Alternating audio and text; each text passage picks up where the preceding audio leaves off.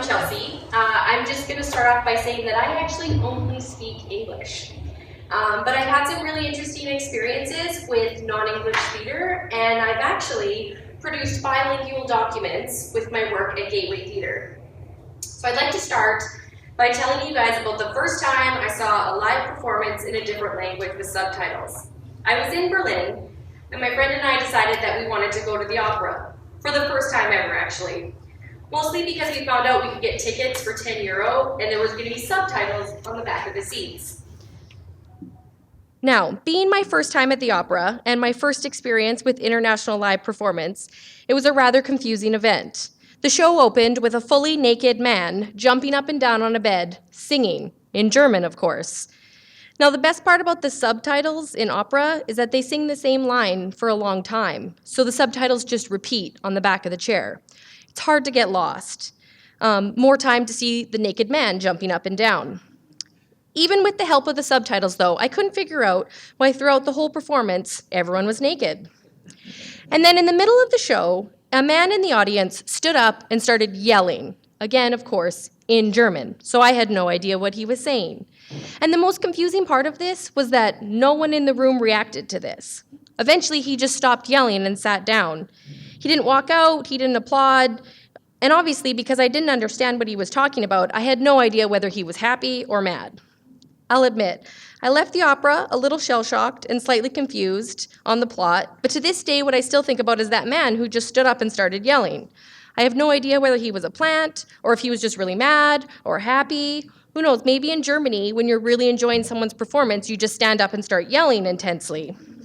So that night I learned that not all experiences can be fully translated. Now, in my work at Gateway Theater, one of the things I promote as the communications associate is the Gateway Theater Pacific Festival, an international festival of contemporary theater from Hong Kong. The shows are performed in Cantonese with Chinese surtitles, and all our marketing is bilingual. What I've learned from last year's festival is that not all non-English performance that I watch is as confusing as my time at the German opera. In fact, one of my most memorable recent theater experiences I had was at last year's Pacific Festival. It was a show called The Isle, and it depicted one couple's encounter on a remote island where the past and the present overlap. This show was so beautiful, and the performances were so engaging and honest that halfway through, I stopped focusing so hard on the surtitles, and I just watched. And even though I didn't speak Cantonese, but I really felt like I understood the meaning and the feeling behind the piece without reading every line that they were saying. Now, in terms of my work in marketing and communications, everything we create for Pacific Festival, from advertising to collateral to brochures to our 40-page festival guide, is bilingual with traditional Chinese and English translations. And it's my job to make these projects happen. So again, being someone who only speaks English, I realized early on that in order to make this happen, I needed to ask for a lot of help. My team and I determined the messaging in English, and then I worked with an amazing group of people who speak Cantonese and Mandarin and translate things to come up with the best translation so that the excitement of the festival is communicated to everyone.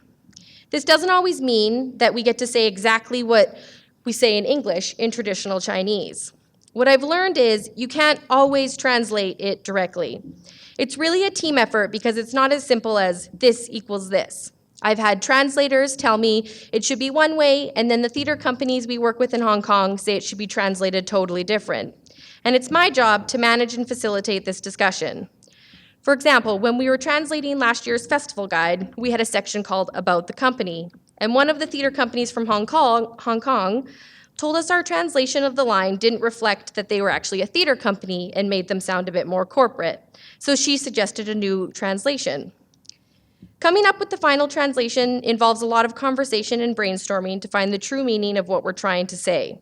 I find myself saying, how can I say this in Cantonese? Or is there a way to say this? Or is there a phrase or words that reflect this meaning? And a lot of the time, instead of forcing the exact English wording into the translation. Frequently, we even have bilingual brainstorming sessions, which are actually really fun, even though I can't understand half of what's being said. A group of us will throw out ideas in different languages, and then we work together to come up with the best tagline or messaging for both languages. And it's actually a really cool experience, because we're working together to produce something that will reach all different audiences. So this year's festival, which is happening in September, has a variety of shows for everyone with themes that can relate to audiences in the Lower Mainland just as much as audiences in Hong Kong. One of this year's festival highlights is Tuesdays with Maury, presented by Chung Ying Theatre. This show is a Cantonese translation of the play based off Mitch Albom's best-selling memoir. It's the autobiographical story of Mitch, who is a successful career-oriented sports journalist, and Maury, his former college professor, who is battling Lou Gehrig's disease. After Mitch discovers that Maury is battling this disease, their simple reunion turns into a series of weekly meaningful visits. This play has actually had phenomenal success in Hong Kong, which is a testament to the universal themes it touches upon: forgiveness, family, death, life, and love. The show is an amazing example of how one story can translate and mean a lot to a whole bunch of different audiences around the world. The other shows in this year's festival are a hilarious double bill about modern life, with one show from the female's perspective and the other from the male's. Cook Your Life is a comedic multisensory 4D show created by Mei Mei Chan of Bravo Theatre, and it revolves around a woman whose compromises in the kitchen, her partner's love for spicy food is not one she shares, extend to her relationship.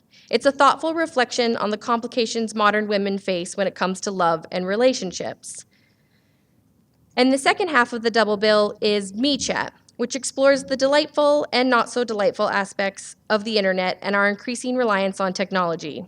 Rising Hong Kong theater and television star Eric Tang guides the audience through online romance, selfie mania, Groupons, and every aspect of online culture.